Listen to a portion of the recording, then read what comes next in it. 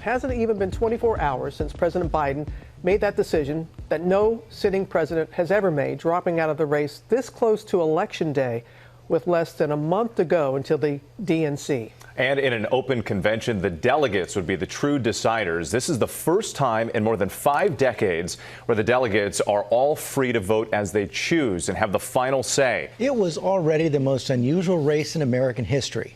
Between two former presidents, one a convicted felon who tried to overturn an election he lost, then survived an assassination attempt. And now Biden is the first incumbent since Lyndon Johnson 56 years ago to give up a chance for a second term. President Biden and dozens of Democratic lawmakers have endorsed Vice President Kamala Harris. She's the frontrunner for the nomination. But with the convention less than a month away, a fight for the nomination is still possible. We have team coverage. Chief White House correspondent Mary Bruce starts us off. Good morning, Mary. Good morning, George. Well, this decision was always Joe Biden's to make and his alone. But ultimately, the pressure was just too much to bear. The president now giving up the job he spent a lifetime working towards. And now this morning, all eyes are right here on Vice President Kamala Harris. We are outside of her residence at the Naval Observatory. We will get our first glimpse of her later this morning after a whirlwind 24 hours that catapulted Kamala Harris from the vice president to potentially the top of the ticket. 24 days after his disastrous debate performance, with the relentless pressure from his own party only growing, President Biden abandoning his bid for a second term. Writing to his fellow Americans, "It has been the greatest honor of my life to serve as your president. And while it has been my intention to seek re-election, I believe it is in the best interest of my party and the country for me to stand down and to focus solely on fulfilling my duties as president for the remainder of my term."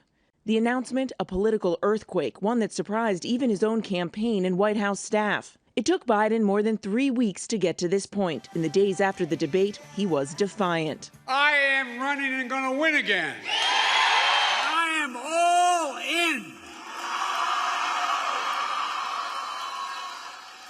My word, I am all in. Biden insisting in an interview with George that nothing short of divine intervention could make him leave this race. If the Lord Almighty came down and said, Joe, get out of the race, I'll get out of the race. The Lord Almighty's not coming down. I agree that the Lord Almighty is not going to come down. But if you are told reliably from your allies, from your friends and supporters in the Democratic Party, in the House and the Senate, that they're concerned you're going to lose the House and the Senate if you stay in, what will you do? I'm not going to answer that question. It's not going to happen.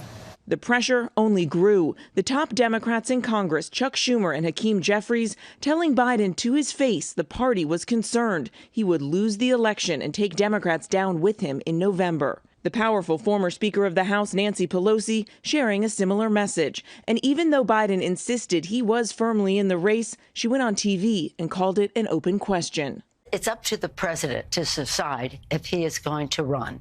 We're all encouraging him to make that decision because time is running short. In the end, 40 Democratic lawmakers came out against the president.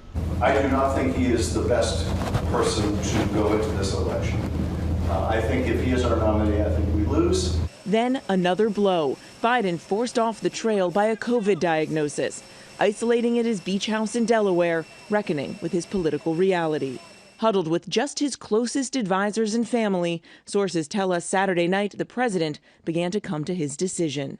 Sunday morning, he started making calls, letting the vice president know of his decision. Sources say the two of them speaking several times throughout the day. Then at 1:45, the president alerting his staff on a call, and just 1 minute later, releasing his letter to the world. First Lady Jill Biden forwarding her husband's announcement with a heart.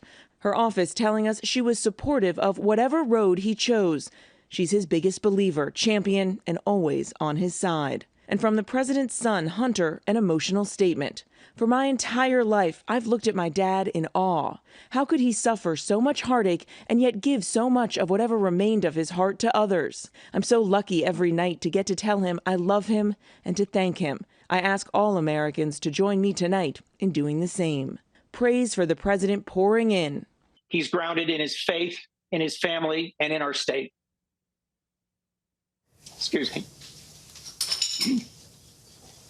I'm sorry. This was a very difficult decision.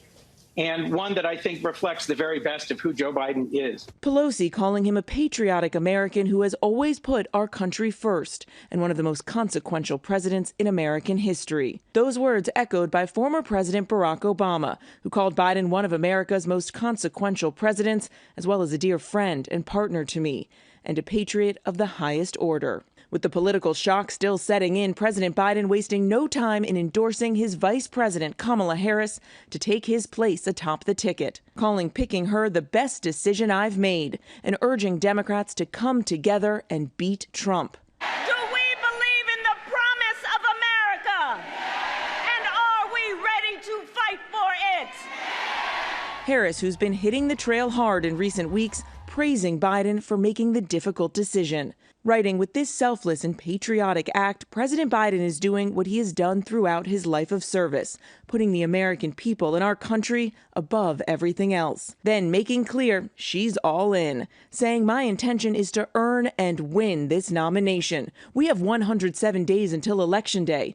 Together we will fight, and together we will win. This morning, many top party leaders now swiftly rallying around Harris as she's working the phones, reaching out to key Democrats.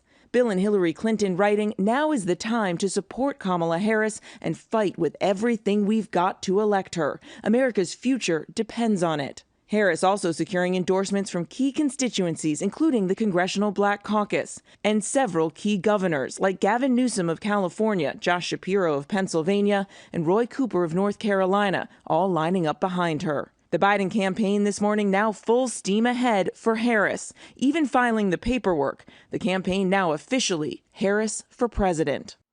And there is no question right now, Vice President Kamala Harris is the front runner in this race. She could become the first black woman, the first Asian American to top a ticket. We will see her later this morning at an event at the White House, and we do expect her to be back on the trail soon. The president will also, we expect, come before cameras in the coming days and explain for himself this remarkable decision to the American people. George. Mary Bruce, thanks very much.